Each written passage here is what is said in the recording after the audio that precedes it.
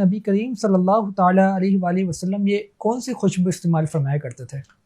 حضور اکرم صلی اللہ تعالیٰ علیہ وآلہ وسلم کا ویسے تو جسم مبارک ہی اور آپ کے بدن مبارک سے جسم سے ہی خوشبو آتی تھی، اور اتنی خوشبو آتی تھی کہ صحابہ کرام علیہ مردوان یہ بیان کرتے ہیں کہ جب رسول اللہ صلی اللہ علیہ وسلم کسی راستے سے گزر جاتے تھے تو ہمیں حضور اسلام کی خوشبو سے محسوس ہو جاتا تھا،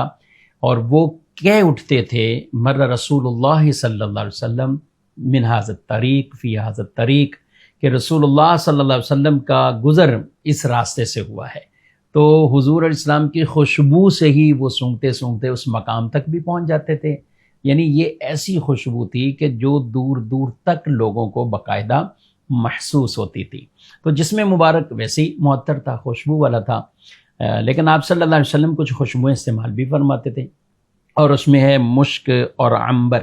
یہ رسول اللہ صلی اللہ علیہ وسلم استعمال فرمایا کرتے تھے۔ اور عود کی خوشبو کے بارے میں بھی ہے کہ کبھی آپ صلی اللہ علیہ وسلم عود کی دھنی لیا کرتے تھے، عود کی جو خوشبو ہے اس کے آپ دھنی لیا کرتے تھے، اور کبھی ایسا ہوتا تھا کہ آپ صلی اللہ علیہ وسلم عود کے ساتھ کچھ کافور ملا ہوا، یعنی یوں مکس،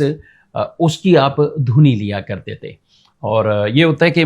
خوشبو ڈال دی اور اب وہ جو دھواں اڑ رہا ہے تو اس سے ظاہر آدمی کو خوشبو پہنچتی ہے۔ تو آپ صلی اللہ علیہ وسلم نے مختلف اس طرح کی خوشبوئیں وہ استعمال بھی فرمائی ہیں، اور ہمیں بھی خوشبو کا استعمال بطور خاص اس نیت سے کہ رسول اللہ صلی اللہ علیہ وسلم خوشبو کو پسند فرماتے تھے، استعمال بھی فرماتے تھے۔ اور علماء کرام نے، شارحین نے لکھا ہے کہ اگر حضور علیہ السلام کوئی خوشبو بھی نہ استعمال کرتے تو آپ کا جسم ویسے ہی معطر تھا، مگر سبحان اللہ اپنی خوشبوئیں استعمال کی ہیں، امت کے لیے بھی ایک سنت والا عمل بن گیا ہے، اور اس نیت سے خوشبوئیں بہرحال استعمال کرنی چاہیے۔